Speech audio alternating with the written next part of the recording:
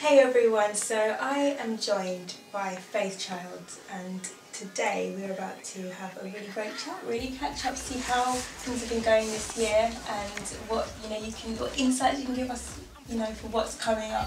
I'm slipping, need a bit sipping the living water. A grace is an ocean, then I live in water. I wanna see the King's gates, go behind those bars. I wanna go in. Yeah, so it seems like actually you've been able to have some experience of taking you to different cultures, and I know that you've been to Slovakia before and you've toured there, and now this time obviously you also had some company with you, didn't you? So do you want to tell us a bit about that and what was the difference in having people with you who obviously worked with them? Okay, so as you mentioned, in the past, it's only myself and my band. We go out there, do 2 weeks tours, etc. But this year, I went in August. I went with Tizzle, Utter1, A-Star, and Deborah. We are called the Uprise Movement, and it was fantastic. We went to perform at Campfest in Slovakia, and my oh my, the journey was hilarious because we had my co-host Mercedes. She nearly missed her flight because she woke up late. And then when we landed now, our coach, or rather our minibus broke down, so we're stranded for a while. And then we got there, so many funky stuff happened, but it was amazing. And it's great to be on stage with people you love, also in another country, and the fellowship was fantastic.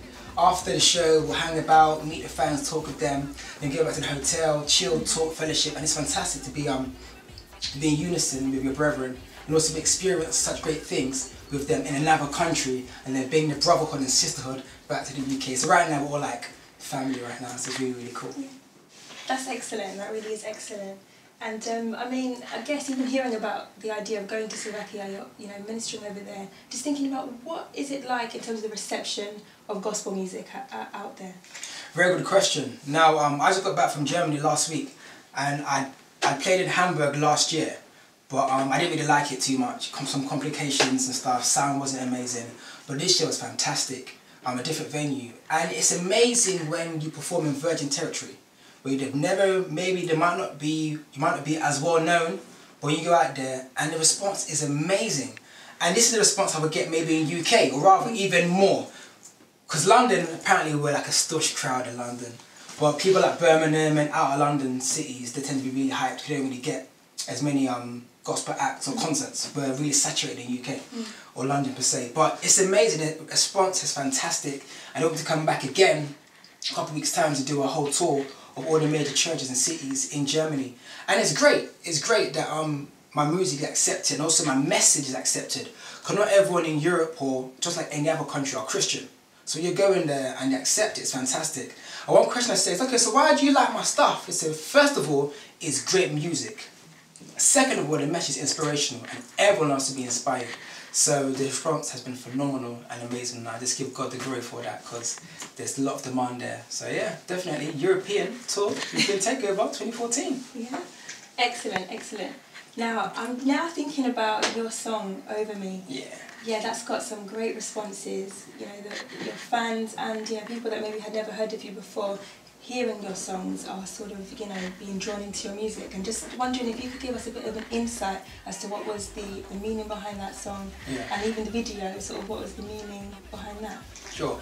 Now, I travel a lot, and one key prayer is protection, because you can cross the street and get knocked over, but we do a lot of planes, a lot of late nights, traveling the streets on the motorway at 4 AM, 3 AM, and crazy stuff. And the song's about protecting and protection.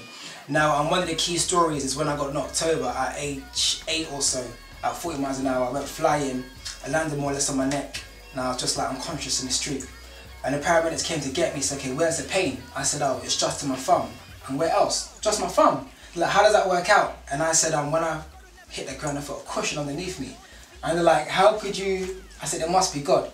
And it's just a case that God is glorified in my life and glorified in that scenario. It's also, oh, if God is watching you, oh, why would you get knocked over? And the fact in my life today, and all my bones are perfect, and I'm still breathing, shows He was looking after me. And it's just a reminder and an anthem for us to ask God to watch over us. Very catchy chorus, and it's great. I wrote the lyrics. How I write my songs, I write the lyrics first. Then I go to producer, I said, this is the lyrics, make something. So we made it now, Victoria that was. She produced the beat, and then was like, okay, time for chorus. Then we rang Vicky Tola, who she was most well known for G-Force back in the day for the vocalist. Also, she co-wrote Wonderful by Angel It's quite a popular song in the mainstream charts now. And it was great. So that's the whole concept behind Over Me. And people love it. It's a great response. A lot of people who didn't know me before love the record now and have gained new fans and a lot of recognition in the mainstream sector. People like SMETV, people like SMETV, people like Granville and Income have picked it up, and it's great now. Wow. So that's excellent. And I think even hearing the testimony, the story of what happened to you, which was at a young age, that is incredible. I think as well, people who, as you say, maybe have never heard of your music before, maybe not really heard of anything coming from a God setting before, will be gripped by that sort of a story. Yeah. And just wondering, even in terms of music, why music? What was it for you that sort of gripped you? Why do you do what you do? Okay. Music comes to me naturally, and I believe God likes to use the present things to glorify himself. Similar to someone like Saul, he was a very passionate person about killing and persecuting Christians. Then he became a Christian now, he was very passionate about getting the gospel out. So God just flips the means and makes it positive. Now, I come from a ministry in which we like to focus on young people and tap into all the mediums that they like. Whether it's music, whether it's art, whether it's poetry, drama, whatever it may be, we tap into and hone in on their talents. So music just comes to me naturally. I love performing, I love being on stage, I love making people happy. So why not use that to glorify God? And me being a Christian now, my faith will naturally come through in everything. Whether it's about love, whether it's about finance, whether it's about how to handle a discrepancy with somebody, my faith always comes through. So I believe, hey, why not write about life experiences? But me being a Christian, my faith will always come out. So we may always have a scripture that may point to something. So people who are Christians be like, oh, he just quoted Matthew 9. But so there's not Christian, I think, okay, I like the way you said that. Where's that from? Why do you treat women with so much respect? Or why do you have such a positive outlook in life? Oh, I'm a Christian, X, Y, Z. Okay, tell me more about your God. So I use music as well as a tool to evangelize and let my light shine, so others may see my good works and glorify my Father in heaven. Matthew 5:16. Amen. And speaking about shining, okay, I know what you talked about, you know, the idea of glory and how, of course, actually as an artist, as you know, being on some sort of a platform, you're glorifying God, you are shining. And so how does that then communicate to, you know, the person who's watching, who maybe doesn't know God, when they see you, what is it that you think has been deposited in you that sort of then has an impact? How does that work in your view? I think for me, music is the icebreaker for everything. So naturally people will be drawn to your talent. Oh, I love the way you perform, or I love the way you communicate with the crowd, I love the way you do this, I love the way you do that. And I think the motto is, whether I'm performing to 500 people, 50 people, or 50,000, give your all, regardless. And one thing I pray is, I'm also a drummer. And when I drum in my church, I say, Lord, as I drum, may your happiness come upon people. May they dance away their shackles, may they feel free, may they find joy in your presence. And I apply that same thing to music. Like, may you be glorified, may people be attracted to my light and see the true light, which is you shining through me. And I guess the Lord just answers my prayer, and people are like, okay, I want to know more about you. And my song Picture Perfect is about love. And someone came up to me and said, oh, I love the way you respect women in your songs. I heard you say you're a Christian before. I'd like to know more about your faith. And it's great that we can do that. And some people may say, oh, you're a Christian, what are you rapping about love for? However, not every sermon is directly about the gospel. The gospel is the premise, but if my music is only one-dimensional, saying just Jesus died, rose, resurrected, don't sin, I am not doing the Christianity any justice. I'm just one-dimensional. So if I can say, look, this is what God says about love. This is what God says about this. People will be more inclined to know, okay, so tell me more about your God, tell me more about the Bible. So I use music as a way to show a very holistic way of the Bible and of Christianity. So that's my viewpoint, and that's why I do my music. So a lot of your fans are going to be excited and sort of waiting for what's coming next from you. And since Illumination, sort of been anticipating what is next. And so can you give us a sneak peek? It has been such a crazy journey. I've done a lot of travelling, so trying to record as well as travel is almost and somewhat nearly impossible, but it can be done. But I didn't necessarily have the luxury of having like a studio, or rather a mobile studio. So right now the album is nearly done. I recorded all my parts, waiting for my features to submit their stuff. So early 2014, SMETV will get some exclusives as to the releases of the album, the singles and all the campaign around it. But the album is done. On my half it's done, wait for my feature acts to do their stuff. And then yeah, a lot of the album was inspired by travelling. In terms of sound, for example, I spent a lot of time this year in Europe. So a lot of like EDM, dance music, about maybe 2 or 3 records on that album that favour that kind of genre. As well as stuff that's not hard hitting hip hop, but more sort of pop hip hop. So rather the commercial sound of hip hop is what I do. And then the typical Fairchild sound, so the synths, stuff like Over Me, and the nice little 808s like you hear on Picture Perfect. But the album is nearly done. I'm very excited about it. But I'm a bit of a perfectionist. Like, I listen to my music all the time. Not that I'm like the best artist in the world, but it's just that I believe you should make music you love to listen to. And I think I am my biggest critique.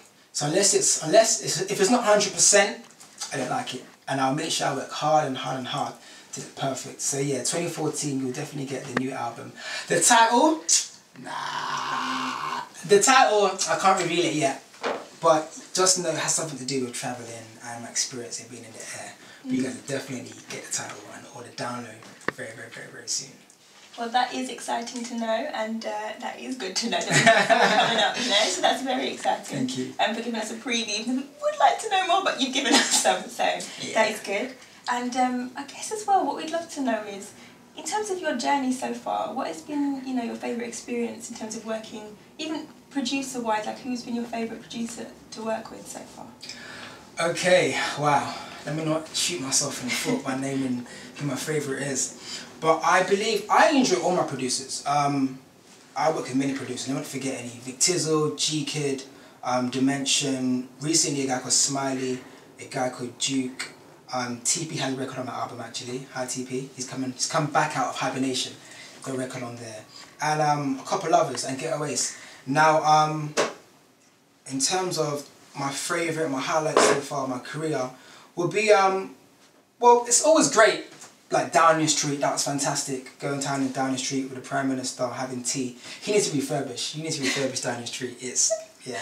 I think it's a listed building, so you can't really change too many things in there, but that's been great. Touring is fantastic, but I think the most ultimate thing is just having testimonies back, man. One of the tours I did in Europe, in about 2 weeks, a 2 weeks tour we did, over 230 kids accepted God for the first time.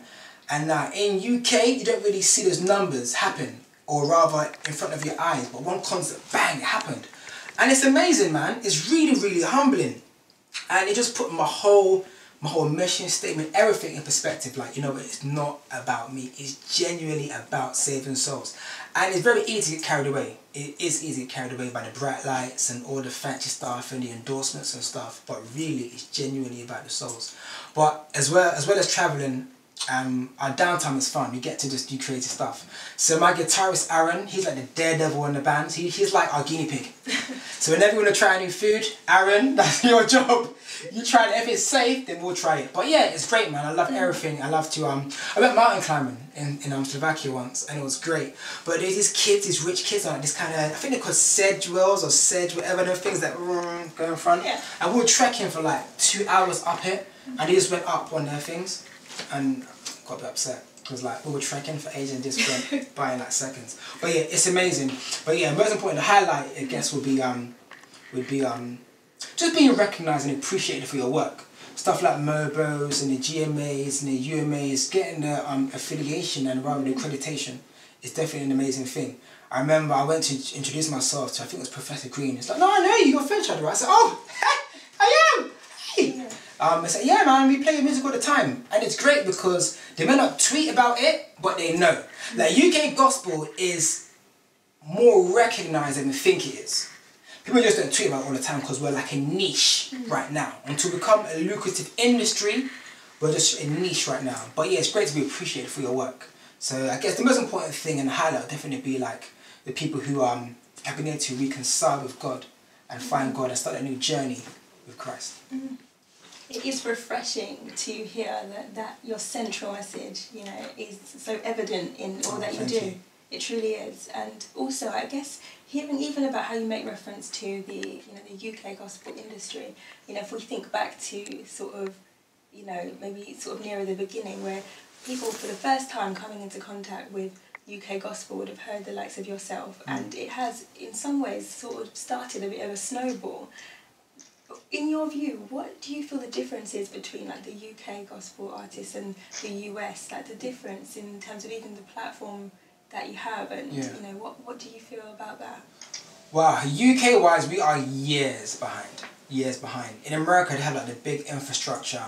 They have record labels that are actually churning and making money.